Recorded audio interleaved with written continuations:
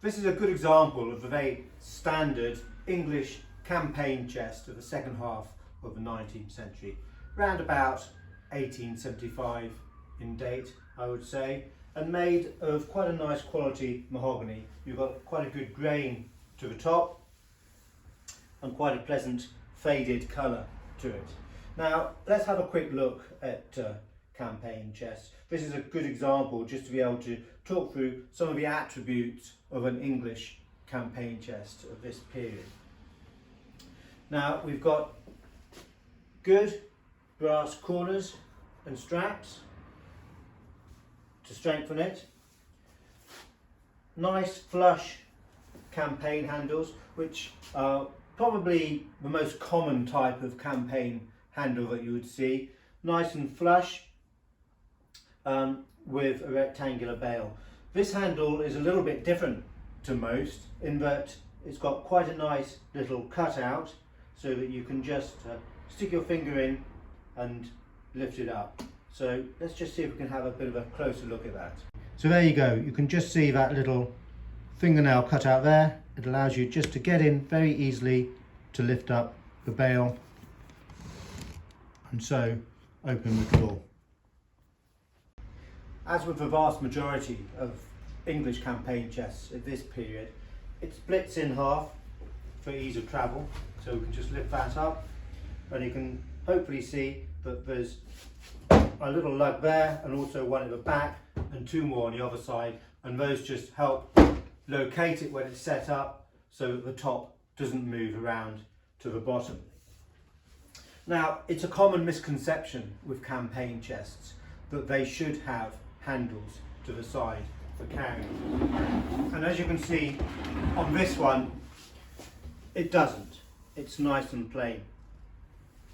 Now, there's a very good reason for this, and that is that this campaign chest would have been sold with a painted pine packing case, which would have become a secondary piece of furniture in its own right. If it's got protruding handles on the side, then it's not going to be able to slide in and out of the packing case, make it very difficult. Now, that doesn't mean that you don't get carrying handles to the sides of other campaign chests. If it's colonial, Anglo-Chinese or perhaps Anglo-Indian, then yes, you would expect to see carrying handles to the side. Some English makers like S.W. Silver actually fitted flush brass campaign handles to the side on their later chests so it could still be used with a packing case. Some naval chests would still have handles on the side so that they could be used to tie it down. And also, of course, on board ship when you're moving anything quickly, you want to be able to get a good grip of something and you don't have the time to put it into a packing case before you move it.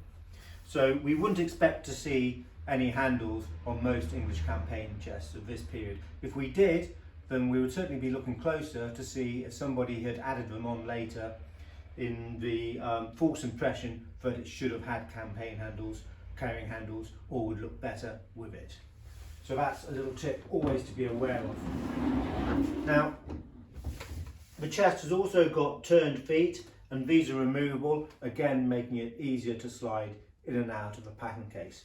Quite often these chests lose their feet along the way, they get taken off. Perhaps the person who's using it wants the chest at a slightly lower height, they get put into a drawer of another piece of furniture, separated, and then down the years nobody can remember what they're for. So it's not unusual really to find replaced feet on campaign chests. Luckily, we've seen enough campaign chests and know enough about the makers that if we have to replace feet, we know what sort of style turned foot should go with what sort of chest. So if we have a quick look at the back as well, we can see that it's panelled, stained pine, panelled just to make it a little bit stronger, and with an English chest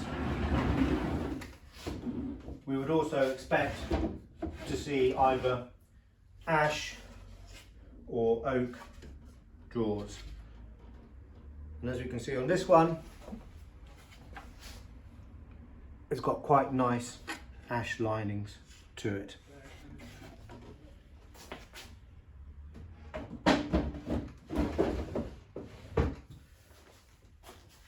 So there you go, a very nice example of English campaign chest of the second half of the 19th century, probably around about 1875 in date.